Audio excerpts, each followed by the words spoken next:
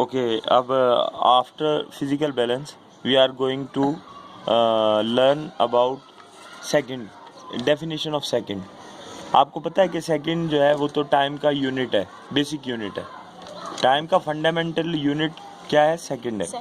अब सेकंड जो है उसको आप डिफाइन कैसे कर सकते हैं? वो कहता है the second is now defined as. Second की अब इस तरह से कुछ तारीफ की जा सकती है.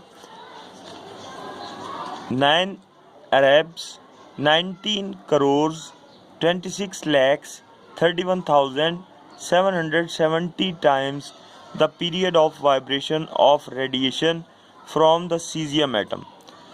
वो कहता है सीजियम का एटम जितनी देर में 9 अरब 19 करोड़ 26 लाख 31,770 मरतबा वाइब्रेट कर लेता है, उस वक्त को हम 1 सेकंड कहते हैं.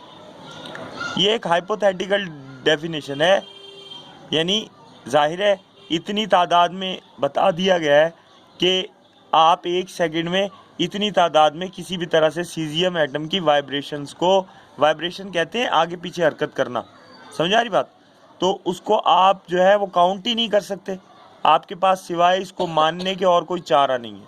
तो उन्होंने क्या कहा है कि सेकंड असल में वो टाइम है जितनी देर में सीजियम का एक एटम 9 अरब 19 करोड़ 26 लाख 31,770 मरतबा वाइब्रेट करता है. क्या करता है?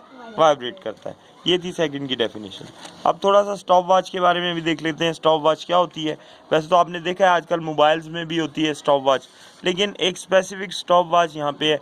ये वक्त के वक्फों को नापने के लिए कि कोई भी काम करने में आपको कितनी देर लगी, उसको नापने के लिए स्टॉप वॉच आप इस्तेमाल करते हैं.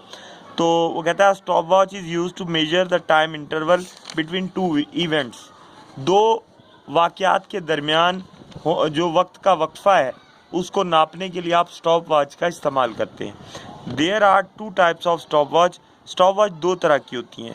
एक मैकेनिकल स्टॉप वॉच होती है और दूसरे डिजिटल स्टॉप वॉच होती है. ये मैकेनिकल स्टॉप वॉच है. डिजिटल स्टॉप वॉच जो है वो आपको नंबरिंग की शक्ल में, मोबाइलों में अक्सर जो होती है वो डिजिटल स्टॉप वॉच होती है. ये बात समझ में आ गई आपको? That's it.